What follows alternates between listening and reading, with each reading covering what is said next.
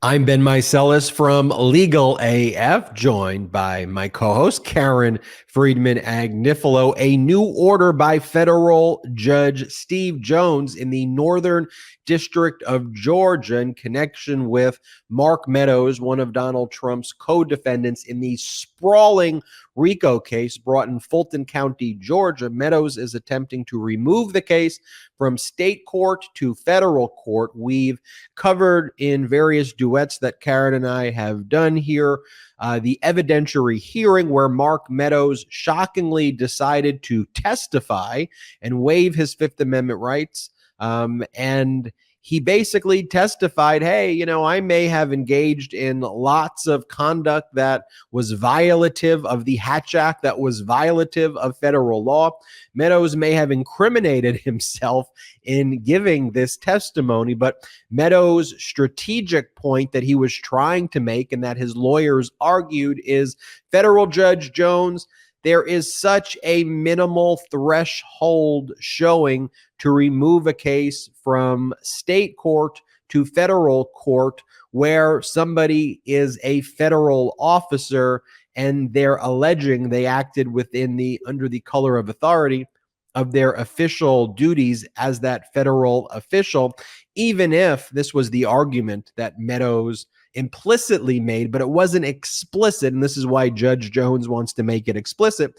Implicit in the Meadows argument was, if I engaged in 100 acts and 99.99% of them were completely unlawful acts or completely had nothing to do with my federal roles, Judge, even if it was 0.00000000001% had some attachment to a federal official duty, like I set up a phone call for Donald Trump and that was part of my chief of staff duties, then, Judge, the case should go in federal court. And then we could move on to the next step where you decide the motion to dismiss based on the various arguments that Meadows is going to make. But Meadows and his lawyers are saying, look, Fani Willis says we violated the Hatch Act. Fani Willis says we engaged in all of these crimes. I'm going to take the stand. I'm going to say, sure, I may have engaged in all that conduct, but if there's just this minimal nexus, then maybe, just maybe, even if it was close, then the court should make the decision, hey, this case belongs in federal court. What the court's asking for in this order is to make that explicit. And I think the court's saying, Meadows, I want you to answer this question. Are you saying that even if just one of the acts related to an official federal duty and everything else was corrupt and criminal, the judge doesn't use that exact language, are you saying the case should be removed? And Fani Willis, are you saying, what's your position? So I think the judge is getting to the heart of the issue with this briefing request that's in this order and protecting the record for the 11th Circuit. What do you think, Karen? So I saw it slightly, same as you, but slightly differently in the sense that I thought this was the judge kind of tipping his hand a little bit on what he thinks of the case so far, which is basically, look, Meadows, you confessed in front of me to a whole host of all these crimes, and I don't believe now most of what you said was in the scope of your job. And there might be a couple of small things, maybe one tiny thing that might have been outside the scope, of your job, and, might have been in the scope of your job. Everything else you said was not, it was campaign related. It was, it was political. It had nothing to do with being a federal employee. But if I find one little thing was in the scope of your job, does that mean the whole case has to go?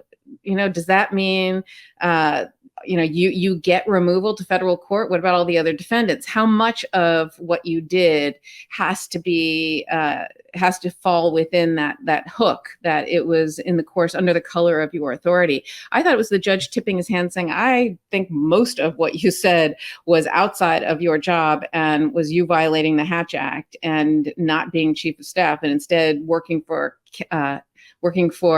candidate Trump, not President Trump. So I thought that was kind of interesting that the judge was not really signaling it, but potentially signaling it, right? You have a defendant who took the highly, highly, highly unusual step of testifying under oath in this hearing about the substance of the crime and did not take the fifth. Everything he says can be used against him at trial. And he literally confessed to the crimes. I mean, the prosecutor got to cross-examine him and ask him every detailed question. I cannot wait till the transcripts are available and we get to read them in detail and hear everything that he said, because he confessed to these crimes. And so that'll be very interesting.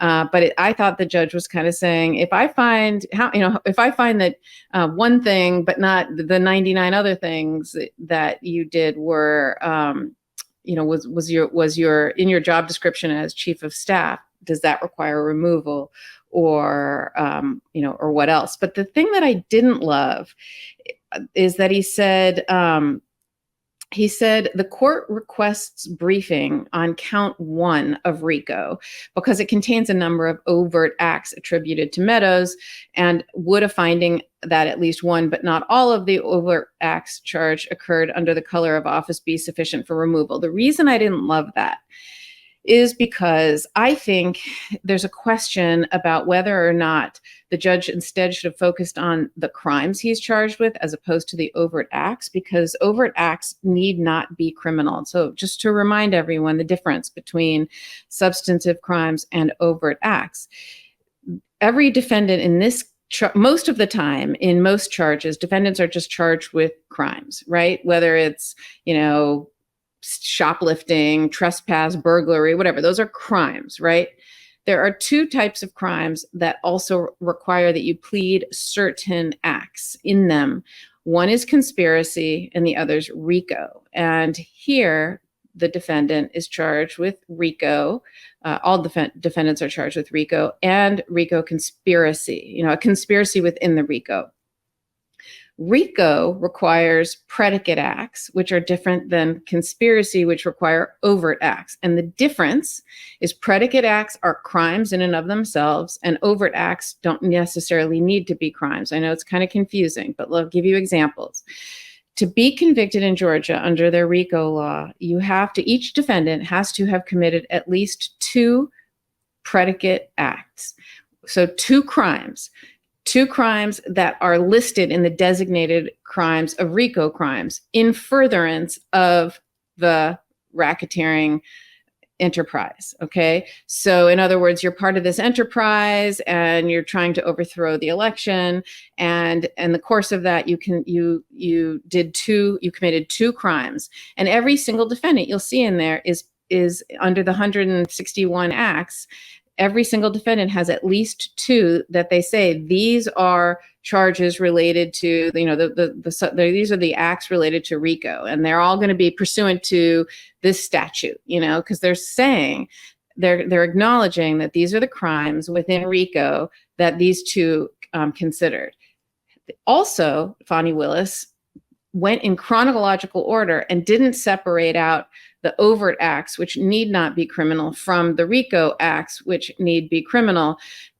Many people plead them separately to avoid confusion. She instead went in chronological date order and would list, this is an overt act for the conspiracy, or this is a predicate act for RICO, or this is an overt act from the conspiracy and a predicate act for RICO, because it's both criminal and an overt act.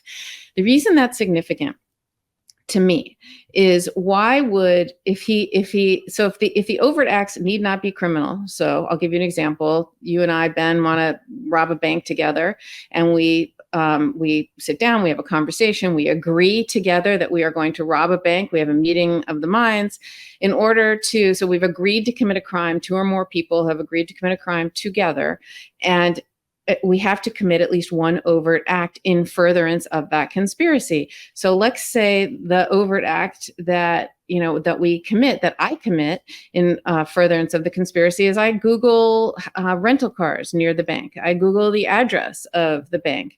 I put down a credit card for a rental car because that's going to be our getaway car on that day, and I reserve a car. that's enough to be guilty of conspiracy for bank robbery, believe it or not. And so that is right there. That's your overt act, right? I rented a car. So I'm not sure why the judge would focus on the things that don't need to be criminal. I would think the judge would need to focus on crimes that he is charged with and the elements of those crimes, and whether those were in his job description or whether he was working for the campaign. But the fact that the judge is saying this, so maybe the judge is actually saying what I'm saying, which is, okay, I understand the law with regard to substantive crimes, but I'm not sure with respect to overt acts what applies, and whether overt acts that aren't crimes in and of themselves, they're just, actions taken in furtherance of the conspiracy, whether that will be enough for removal. So maybe I hope that's not too complicated, but that's what I thought was sort of strange and interesting about this order. And the law doesn't seem to be clear whether one small thing is enough to remove the whole thing, or whether it's most of it has to be, or one tiny little thing is. It's unclear. It's something that, if it was clear, the judge wouldn't need briefing from both sides. So I think we're going to learn a lot with the filings here to see if, in fact, this case should be removed and must be removed. Well, there is certainly a lot of law being made based on Donald Trump's criminality, the extensions of executive privilege, as Donald Trump has tried to frivolously assert executive privilege time and time again, the potential presidential immunities, as Donald Trump has attempted to assert immunities attendant to the position that he held that disgraced the White House in connection with civil lawsuits brought against him for personal injury, wrongful death, and other related claims for the January 6th insurrection. And then Judge Amit Mehta, the D.C. Circuit, had to address the scope of presidential immunities when someone who holds the office tries to overthrow the Constitution they are invoking as a way to gain immunity. And here we're testing what it is, what is the interrelationship between a RICO racketeering case involving former people at the highest levels of positions in government who conspire to overthrow our democracy, and how does that relate to a removal from a state court prosecution to a federal court? I mean, right, some basic principles of federalism would be such that, and if you were about states' rights, you would say, look, these state prosecutors have a very significant interest if someone who's holding a federal position disregards what they're supposed to do, comes into your state and tries to overthrow the results of your election in your state by engaging as part of a sprawling racketeering conspiracy. I mean, that's, Karen, why this is a novel issue, because where else would that fact pattern possibly come before a federal judge in any part of American history? And that is because the law has not evolved, and it is evolving now, and it's being created by how judges interpret these provisions. And on the one hand, you have law and order prosecutors saying, I don't care if this person was even formerly a president. I don't care if it was the chief of staff. If they committed crimes, nobody is above the law, period, full stop. And then you have Mark Meadows, the fake electors, Donald Trump, and others basically saying, yes, we're above the law. We are above the law. We get immunities. We get special treatment. And then you have judges appointed by Donald Trump, like Judge Eileen Cannon, when she was previously overruled by the 11th Circuit Court of Appeals twice in two scathing orders where she unlawfully asserted jurisdictions. You got people like Cannon who are like, he is special. let's treat Trump differently. He does have different rights than the rest of people. And the 11th Circuit there said, no, he doesn't. He's not a different. There isn't a jurisprudence created for Donald Trump. That's at least what the 11th Circuit said when it related to a federal judge trying to intervene on the lawful execution of a search warrant. But here, I think Judge Jones is making a very, very smart decision by this, because I think we're basically saying the same thing, Karen, but he knows this is going to be appealed, the federal judge, right?